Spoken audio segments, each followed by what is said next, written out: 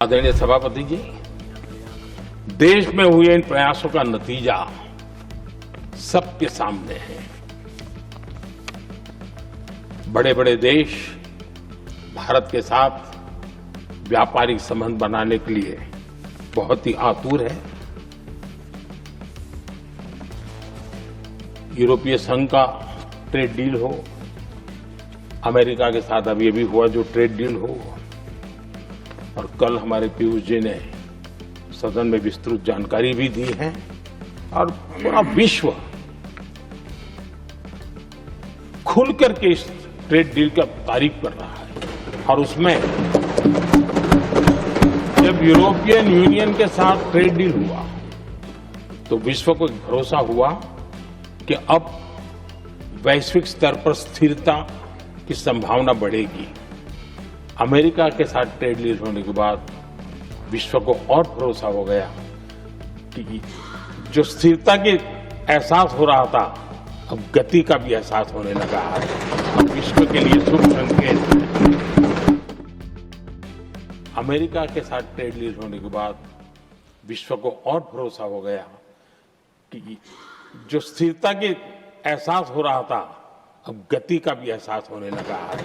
अब विश्व के लिए शुभ संकेत है। आदरणीय सभापति जी, इसका सबसे बड़ा लाभ हमारे देश के नौजवानों को होगा। और जब मैं नौजवान कहता हूं तो उसमें मध्यम वर्ग का भी नौजवान होता है, शहर का नौजवान भी होता है, गांव का नौजवान भी होता है, बेटा भी होती है, बेटी भी होती है। और इसलिए उसे टुकड़ों में न देखा जाए। मेरे देश के युवा के सामर्थ्य का हमें गौरव करना चाहिए। और उनके लिए पूरा विश्व बाजार अब खुल चुका है। अब उनके लिए अवसर ही अवसर है।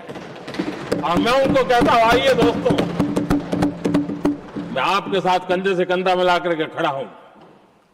हिम्मत कीजिए, बढ़िए। देश आपके साथ खड़ा है और दुनिया आपका स्वागत करने के लिए इंतजार कर रही है। आदरणीय सभापति जी, जिस प्रकार से दुनिया में हमारे युवा प्रोफेशनल्स की मांग बढ़ रही है, इवन केयर गिवर्स की मांग बढ़ रही है। हर कोई मिलता है, हमें इस प्रकार के लोग चाहिए, इस प्रकार। कुछ लोग तो अपना स्पेशल ऑफिस यहां बना रहे हैं रिक्रूट करने के लिए, योग्य टैलेंट की खोज के लिए। इसका मतलब हुआ कि भारत के प्रोफेशनल्स के लिए भी विश्व में बहुत बड़े अवसर बन रहे हैं।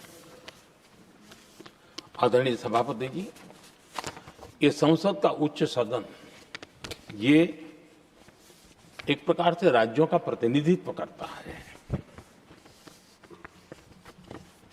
और जो चर्चा की बारीकियां मैंने देखी, मेरा मन कहता है कि थोड़ा स्तर इसका ऊपर होना चाहिए था। और वहां से तो ज्यादा होना चाहिए। वो तो कितने साल तक सरकारों में रहे हैं, वहां से जरा चर्चा का स्तर ऊंचा होना चाहिए था। लेकिन उन्होंने ये मौका भी गंवा दिया। देश उन पर कैसे भरोसा कर सकता है। आदरणीय सभापति जी, मैं कल एक माननीय सदस्य को सुन रहा था। यूं तो वो अपने आप को राजा कहलाने में बहुत गर्व करते हैं, लेकिन वे आर्थिक असमानता की चर्चा कर रहे थे।